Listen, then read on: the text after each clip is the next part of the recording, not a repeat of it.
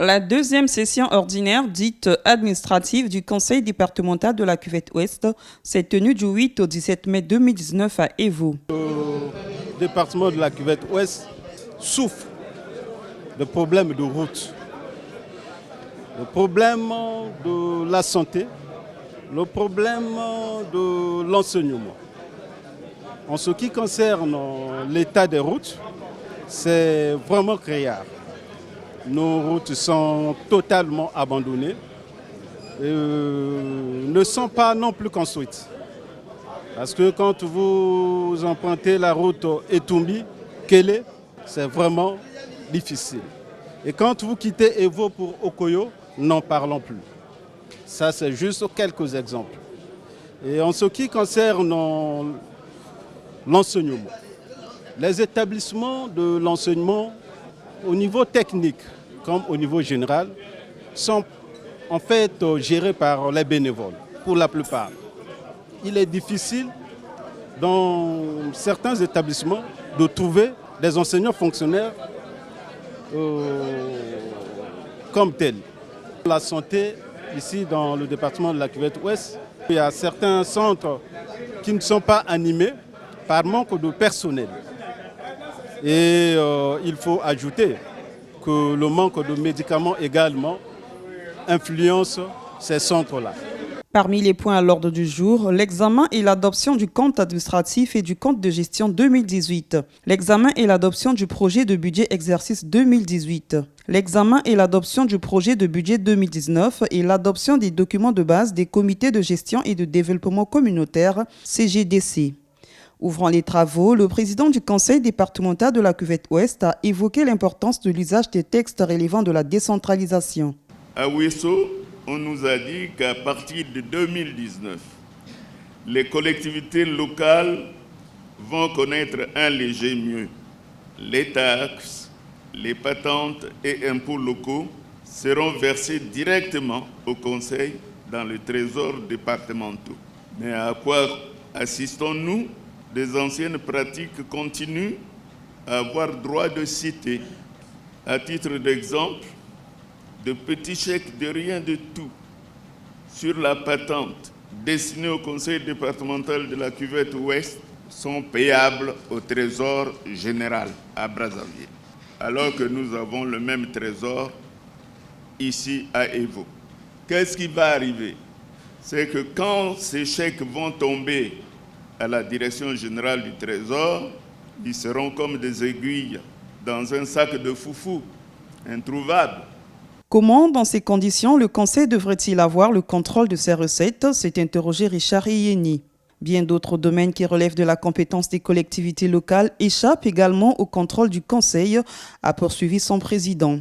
Il s'agit entre autres de l'enseignement primaire, de la santé de base et de l'entretien des pistes agricoles. Les enseignants savent que la rentrée de classe ne se prépare pas en octobre, mais dès la fin de chaque année scolaire. Or, jusqu'à ce jour, nous ne ressentons aucun empressement à transférer ces responsabilités aux collectivités locales. Si on ne le fait pas dès maintenant, l'année scolaire 2019-2020 échappera encore aux collectivités locales. Pendant ce temps, des déclarations fusent sur les médias pour nous rendre responsables des domaines dont nous n'avons pas encore la maîtrise.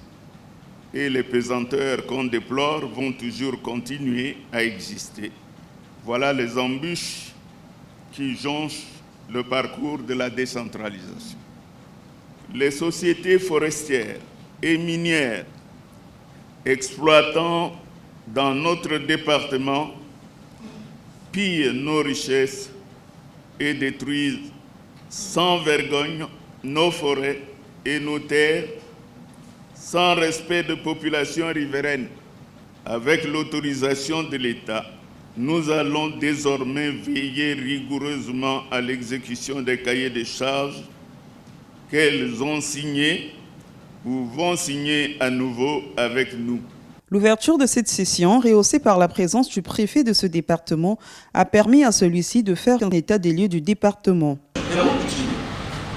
Lors de 203 km, est un très faible pourcentage dans notre département. Les routes latérales, elles couvrent 103 km, soit 6,7%. Non seulement très faible en pourcentage, mais aussi très dégradé dans l'ensemble à cause du manque d'entretien. Les routes en terre, elles occupent le gros lot des routes de la période ouest. Au total, 1360 km, soit 81% du championnat. Non entretenues, elles sont devenues de longues d'elles-mêmes et impraticables. On ne saurait parler des routes sont pour autant touchées à l'électricité. Ce secteur qui contribue à grande échelle au développement d'un pays. Le président de la République, chef de l'État, son Excellence M. Denis Sassou Nguesso, avait promis de faire en sorte qu'avec les constructions de barrages hydrauliques et les centrales thermiques, que le Congo tout entier doit soit connecté au développement énergétique. À ce jour, sur les 12 départements, 10 puissants, la cuvette Ouest et la Nicola payent encore le lourd prix de ce manque d'électricité, de l'approvisionnement en eau. Ce secteur très important de la vie des citoyens, malgré ses nombreuses difficultés, permet de dire quand même qu'il y a une avancée non négligeable avec le projet Eau pour tous, initié par le président de la République. Quant à l'enseignement, notre département, comme tous les autres départements du pays, par intervalle, hormis Brazzaville et Noir, où, dans ces deux villes, il ne se pose plus de problèmes, sinon un péteur d'enseignement. On a des cycles entiers dans les villages qui sont tenus par les bénévoles d'une part, et d'autre part, l'état de certains bâtiments laisse à désirer. Le volet sanitaire, non seulement le plateau technique laisse à désirer, car véritable catastrophe, mais le personnel médical soignant est aussi en déficit. Certaines sortes de soins, plus précisément dans les villages, sont actifs par les communautaires. Au troisième jour de cette session, les distingués conseillers repartis en commission se sont lancés dans les travaux. Il s'agit de la commission délibération et recommandation, de la commission des comptes administratifs et de gestion exercice 2017-2018, de la commission du comité de gestion de développement communautaire des villages et quartiers, enfin de la commission budget. Nous avions regardé les lignes budgétaires qui ont été inscrites à ce budget, étant donné que nous traversons une période difficile de crise économique et financière. Le bureau s'est donc justifié pour certains axes. Nous pouvons retenir qu'exclusivement pour cette année, la priorité a été donnée à l'identification des projets afin d'évaluer le coût de ces projets. Une prévision budgétaire de 10 millions de francs CFA a été donc prévue dans le cadre de l'identification de ces projets. À minima, bien entendu, parce que l'année prochaine, 2020, sera tout simplement consacrée à l'inscription budgétaire des projets par district. N'oublions pas que nous sommes tous élus, chacun dans une circonscription électorale, et que nos mandants attendent de nous que leurs desiderata soient pris en compte. Nous avons tous conscience que le fonctionnement général de l'État ne permet pas d'avoir la ressource nécessaire pour pouvoir financer les investissements. L'accent donc a été mis sur le budget de fonctionnement, c'est-à-dire apurer tous les arriérés de salaire et les cotisations sociales des agents qui évoluent au conseil départemental. Notre conseil va créer dans les villages et quartiers une association dénommée Comité de gestion et de développement communautaire. Vous savez que dans nos quartiers, dans nos villages, il existe déjà un comité de direction. Le comité du village ou le comité de quartier nommé par l'État. Et ici, il s'agira d'élargir la décentralisation, d'élargir la démocratie participative en mettant en place des sortes d'associations loi 1901 appelées comité de gestion participative au niveau des villages et quartiers. Et donc, ça va être une instance qui va travailler en rapport avec le Conseil, qui va renforcer la démocratie et il y aura séparation des pouvoirs. c'est-à-dire les membres des comités de village et des comités de quartier, nommés par l'État, ne doivent pas faire partie de ces commissions, sauf le chef de village qui peut être sollicité comme conseiller, le directeur d'une école ou le responsable du centre de santé intégré.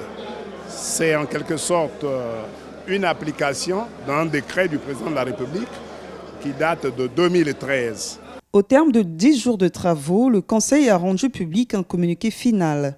De l'examen et de l'adoption du budget exercice 2018. Au terme des échanges constructifs, le budget du Conseil départemental de la Cuvette Ouest, exercice 2018, arrêté en recettes et en dépenses à la somme d'1,2 193 620 francs CFA contre 971 501 361 francs CFA en 2017 a été adopté à la majorité ainsi que la délibération irrelative de l'examen et de l'adoption du budget du Conseil départemental exercice 2019. Le budget du Conseil départemental de la Cuvette Ouest, exercice 2019, a été équilibré en recettes et en dépenses à la somme d'1,175 682 559 francs CFA contre 1,2 193 620 francs en 2018, soit une augmentation de 173 488 939 francs CFA. Après un débat fructueux, le budget du Conseil départemental de la Cuvette Ouest, exercice 2019, a été adopté à l'unanimité, ainsi que la délibération irrelative. De l'examen et l'adoption des rapports des 3 autres commissions, outre les budgets, le Conseil a retenu ce que suit. De l'examen et de l'adoption des comptes administratifs et de gestion exercice 2017.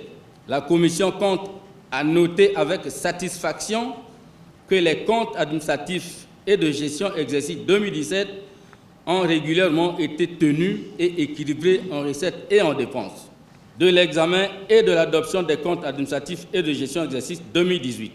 Dans les mêmes circonstances, les comptes administratifs et de gestion du Conseil départemental de la Cuvette Ouest, exercice 2018, ont été adoptés à l'unanimité avec amendement, ainsi que les délibérations y annexées de l'examen et de l'adoption des délibérations. Après débat, les délibérations du Conseil départemental ont été adoptées à l'unanimité avec amendement.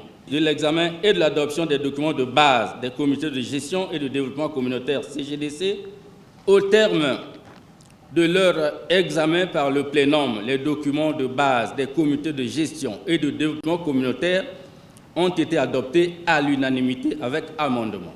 Le Conseil départemental de la Cuvette Ouest, selon son président, s'est achevé sur une note de satisfaction les travaux de sa 2e session ordinaire dite administrative dans un climat de convivialité, de confiance et de rigueur. J'ai personnellement perçu chez les conseillers une attitude de responsabilité dans l'analyse des dossiers préparés avec munitie par le bureau exécutif, notamment les dossiers financiers pour lesquels le Conseil a accordé son quitus mérité au bureau exécutif.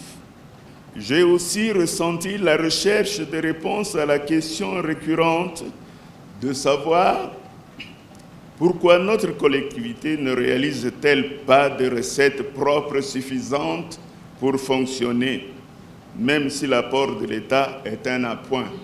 La situation économique du pays est certes très délicate, mais le président Denis Sassou Nguesso nous rassure. Ce n'est pas la première fois et ce n'est pas la première crise que nous vivons. Nous en avons connu d'autres et en sommes sortis victorieux. Au moment où les espoirs de sortie de crise se font de plus en plus sentir, au moment où les grands ensembles financiers d'Afrique et d'Europe apprécient favorablement les grandes avancées du Congo vers la reprise, ce n'est plus l'occasion de remuer les couteaux dans les plaies pour décourager tous ceux qui veulent nous aider.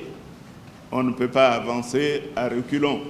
Richard Reyeni a invité ses distingués conseillers à continuer à réfléchir sur l'avenir de leur département avant de déclarer clos les travaux de la deuxième session ordinaire dite administrative du Conseil départemental de la Cuvette Ouest.